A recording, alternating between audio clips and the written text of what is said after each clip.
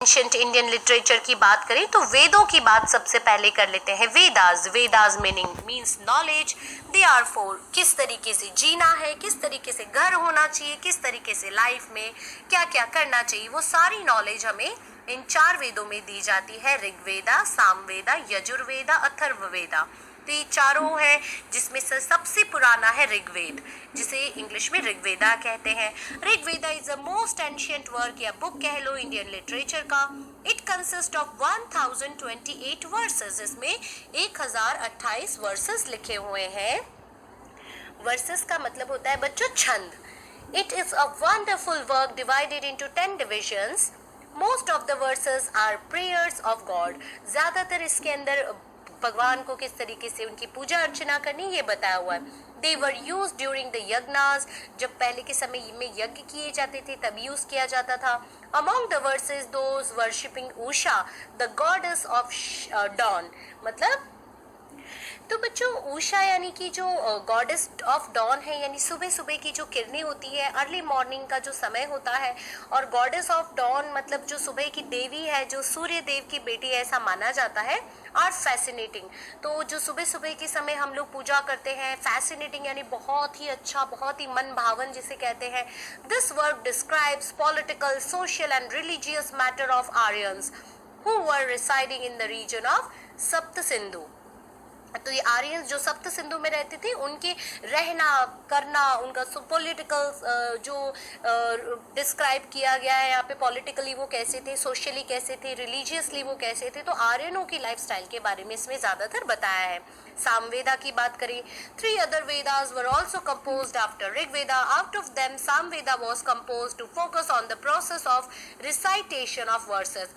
भाई किस तरीके से वर्सेस यानी छंद को बोलना है ये सिखाया गया। Hence it is known as the Gangotri of music.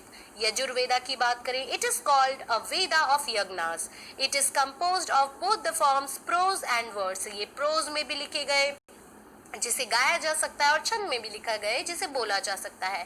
This describes the hymns recited at the times of yoga.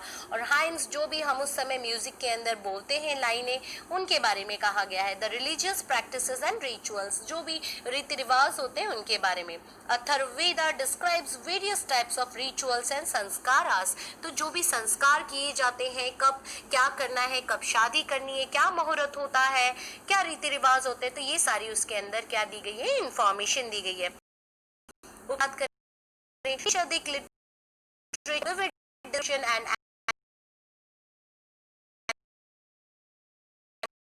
beginning of the universe, the mysteries of life and death, mystic and spiritual world, etc.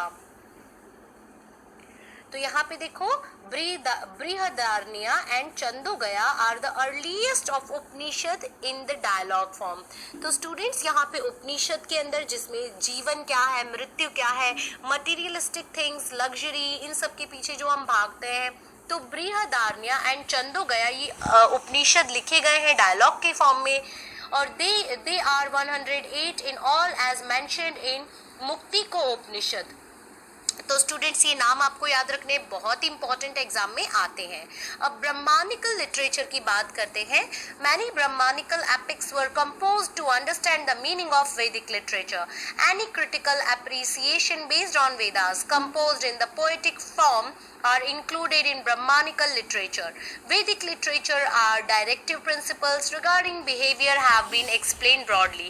तो Brahmanical literature में कैसे poetic कैसे poem लिखनी है, कैसे वेद के ऊपर सारी बातें, जो भी critical appreciation है ये सब बताया गया है। कैसे डायरेक्टिव प्रिंसिपल्स है, जीवन में हमें क्या करना चाहिए, हमारे बिहेवियर कैसे होने चाहिए, ये सब कुछ बताया गया है।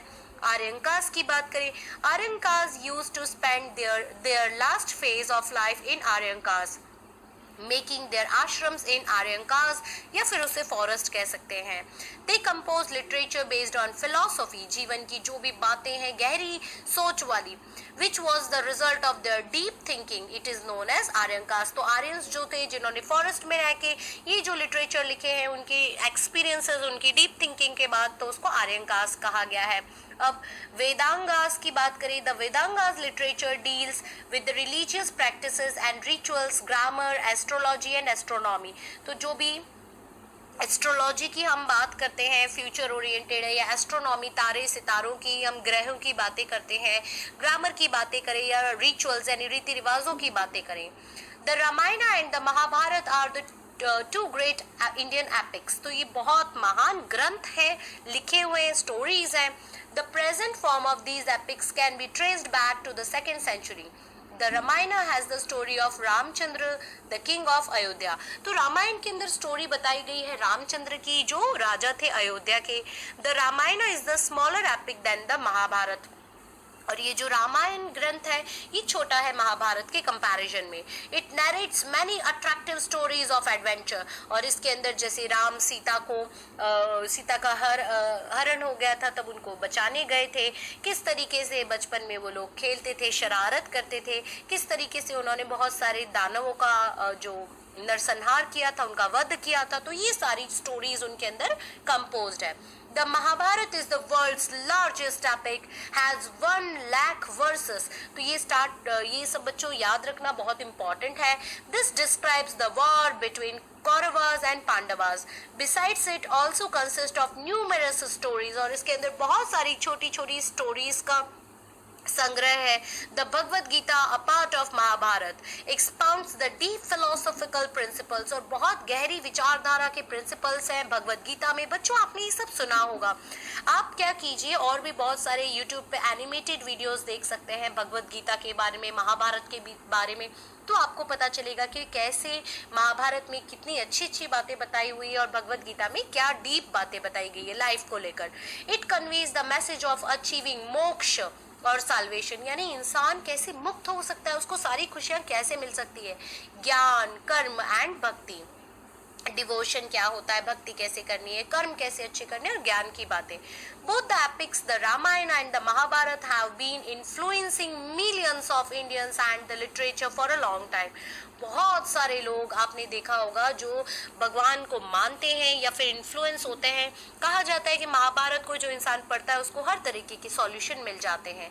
दे have implanted motivational seeds of sanskaras in Indians. और ये दोनों बुकों ने मोटिवेशनल और जो संस्कार के सीड्स होते हैं, बीज होते हैं, ये हम लोगों के मन में, दिल में भर दिए हैं।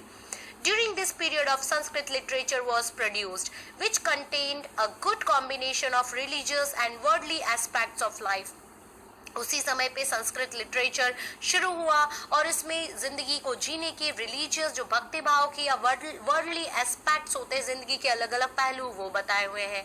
The Puranas played an important role in explaining initial Vedic religion of earlier time.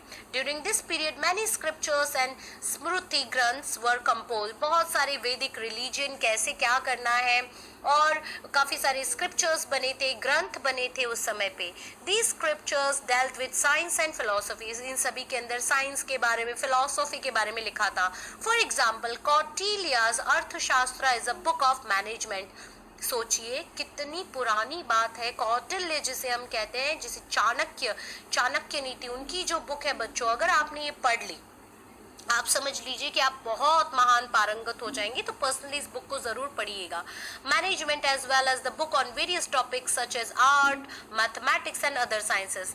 The smriti granth as explains the religious teachings, laws and customs. कौन से रिवाज होने चाहिए, कैसे नियम होने चाहिए, क्या टीचिंग होती है, ये सब बताई गई है बच्चों। रिलीजियस टीचिंग यानी धार्मिक teaching. The earlier Buddhist literature was written in Pali language। तो ये संस्कृत का ही बच्चों एक फॉर्म है पाली language. As it is divided into 3 sections, it is known as त्रिपिटिका। 3 section में बटी हुई है। तो जैसे हम लोग इंग्लिश में टर्शरी बोलते हैं, तो उसी तरीके से यहाँ पे संस्कृत में पाली लैंग्वेज में त्रिपिटिका बोलते हैं। It consists of Sutta Pitaka, Vinaya Pitaka and Abhidhamma Pitaka. तो ये तीनों नाम आप याद रखिएगा। Besides many other works were also composed in Buddhist literature, Gupta period was known as the golden period for the growth and development of Sanskrit poems and dramas. The great writers like Kalidas, Bhavbhuti, Bharvi, Bhartrihari, Bhanabhat, Magha and many others belong to this period। ये उस समय के great writers हैं, आपने सुना ही होगा इनके बारे में। Of these, Kalidas is known all over the world. His work Kumar Sambhava, Raghuvansham, Meghdoot, Abhigyan Shakuntalam and Rutu Samhar are renowned for their best poetic and dramatic style. तो ये बहुत ही फेमस बुक्स हैं बच्चों. कालिदास के ऊपर अगर आपको short note या वो लिखने को आ गई, और ये जो है आपको बुक्स एमसीक्यूज में भी पूछी जाती है, तो बहुत अच्छे से याद कीजिएगा. Bana wrote the Kadambari and Harshacharit, a biography of King Harsh, जिसमें राजा हर्ष की जीवनी उन्होंने लिखी हुई है. Other works of this period are Bhavabhuti's, Uttar Ramcharit, मतलब रामचंद्र जी का जो चरित्र यानी कैरेक्टर. फिर बाद में भारवीस, किरातर जुनियम, फिर है विशाख दत्तास मुद्रा रक्षा, शुद्रक्स, मिर्चिक,